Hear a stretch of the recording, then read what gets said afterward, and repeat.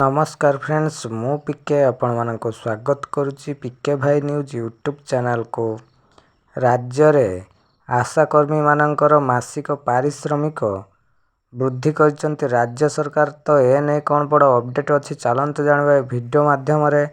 ता पूर्वर चैनल रे नुआ थिले बे पीके भाई न्यूज यूट्यूब चैनल को सब्सक्राइब करी साइड रे थिबा बेल आइकन को प्रेस कर दियंतु, जा फल रे आगो को जा सब नुआ वीडियो रो अपडेट आसीबो प्रथमे आपणक पाखरे पहुँचार। एवं चलते जा संपूर्ण वीडियो उपर को देखंतु। सीएम ओडिशा तले अच्छी राज्यर आशाकर्मी मानक मासिक पारिश्रमिक और सेवानिवृत्ति प्रोत्साहन राशि रे मुख्यमंत्री श्री नवीन पट्टनायक वृद्धि घोषणा करिसंती।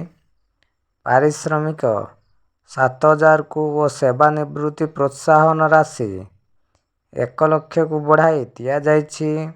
एहा द्वारा 49,522 जन आशाकर्मी उपकृत हेउथिबा बेले राज्य सरकार वर्ष को 208 कोटी टंका खर्च करिवे।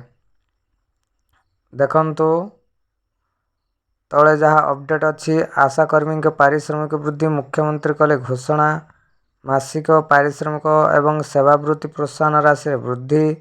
पारिश्रमिक 7,000 को और सेवानिवृत्ति प्रोत्साहन राशि 1 लाख को वृद्धि। उपकृत हे राज्यर 49,522 जन आशाकर्मी।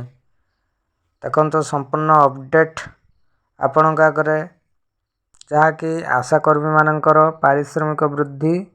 तो यह तो थिला आपण मानक पय बहुत बड़ अपडेट न्यूज। यही भली इंफॉर्मेटिव वीडियो पाया पय आम चैनल पीके भाई न्यूज यूट्यूब चैनल को सब्सक्राइब करी साइड रे थिबा बेल आइकन को प्रेस कर दियंतु। थैंक्स।